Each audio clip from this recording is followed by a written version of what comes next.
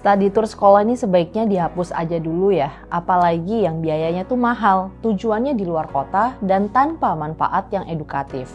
Isu ini tuh memanas lagi setelah Gubernur Jawa Barat yang baru, Kang Deddy Mulyadi, melarang keras sekolah untuk melaksanakan study tour.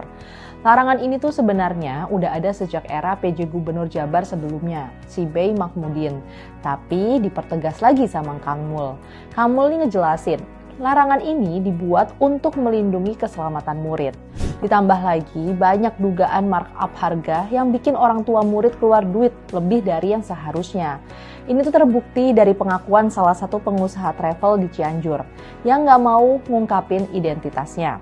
Kalau dihitung-hitung biaya real perjalanan dari Cianjur ke Jogja sebenarnya cuma merogoh kocek sebesar 1,35 juta sampai 1,65 juta rupiah per orang. Itu udah bisa dapat hotel bintang 3 atau 4 makan 3 kali sehari plus tiket wisata. Tapi nyatanya sekolah tuh justru sering menetapkan harga sampai 2,5 juta. Ke lain tempat, misalnya Bali, biaya realnya cuma sekitar 2,4 juta. Udah termasuk bis, hotel berbintang, makan, dan tiket wisata. Tapi umumnya sekolah tuh malah pasang tarif sampai 3,5 juta per siswa. Dengan jumlah peserta study tour ratusan orang, selisih kelebihannya bisa mencapai ratusan juta rupiah. Dan yang bikin geram, duit ini diduga nggak semuanya dipakai buat fasilitas siswa, tapi masuk ke kantong pihak tertentu. Pihak yang paling memperoleh banyak keuntungan ya kepala sekolah dan para guru lah. Jadi wajar kalau akhirnya banyak orang yang menduga study tour ini lebih mirip bisnis ketimbang kegiatannya edukatif. Apalagi orang tua juga nggak dapet rincian biaya yang jelas, cuma dikasih total harga yang harus dibayar. Dan orang tua juga dibikin kejepit, nggak punya pilihan. Banyak sekolah yang mewajibkan biaya study tour itu walau siswa bersangkutan sebenarnya tuh nggak mau berangkat. Jadi ya mau nggak mau ikut daripada rugi. Tapi mereka jadinya ikut karena tekanan sosial atau aturan sekolah. Belum lagi soal keamanan. Udah sering kan dengan berita bis rombongan study tour yang kecelakaan?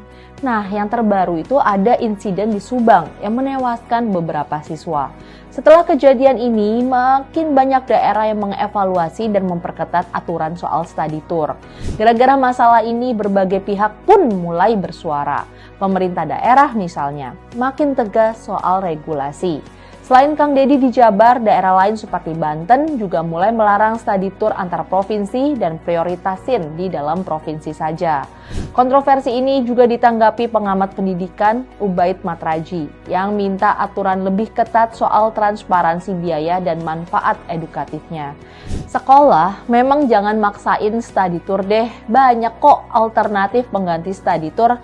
Misalnya nih, sekolah bisa bikin acara perpisahan yang lebih sederhana dan bermanfaat.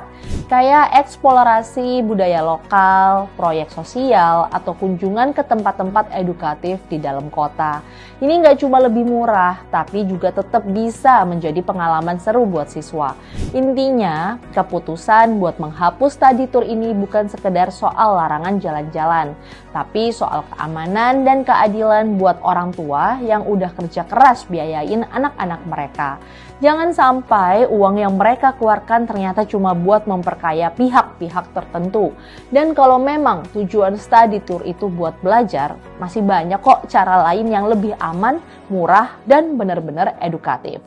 Wahai para guru, mengajar itu untuk bikin pintar, bukan untuk mencari untung besar.